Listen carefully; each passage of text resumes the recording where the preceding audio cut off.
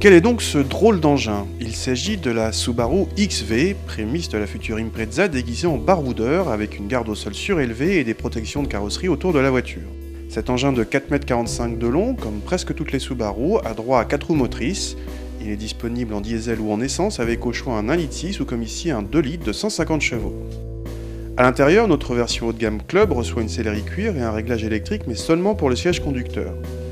Le dessin de la planche de bord est simple et l'ergonomie bonne, à part pour l'écran tactile qui regroupe le GPS, le Bluetooth et l'autoradio. Les commandes y sont trop petites.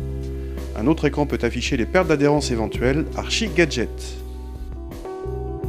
Sur la route, le XV réserve une bonne surprise en termes de compromis confort tenue de route. La voiture est à la fois prévenante, même lors des grosses déformations, et assez agile malgré quelques mouvements de caisse. Des bonnes prestations gâchées par la boîte à variation continue qui fait hurler le moteur à chaque appui sur l'accélérateur. Les performances sont quant à elles quelconques. A l'arrière, le XV accueille plutôt bien ses occupants avec une habitabilité tout à fait correcte, en tout cas pour l'espace aux jambes. Pour la garde au toit, c'est plus limité, notamment à cause du toit ouvrant qui prend quelques centimètres en hauteur.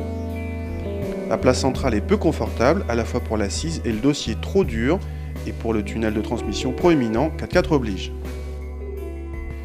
Le coffre s'ouvre via un haillon sur un compartiment un peu haut perché, la garde au sol de l'engin étant élevée pour lui donner des aptitudes hors piste. Le volume de chargement est assez moyen, la faute a une faible hauteur sous tablette. La banquette arrière se rabat en 2 tiers 1 tiers mais ne dégage pas de plancher parfaitement plat malgré la position horizontale des sièges rabattus.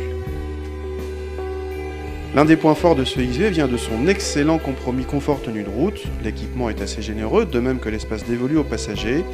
Mais il y a un gros point noir, cette boîte à variation continue vient gâcher à elle seule une grande partie du plaisir de conduite. Préférez donc la boîte mécanique qui vous fera au passage économiser 1 500 € à l'achat.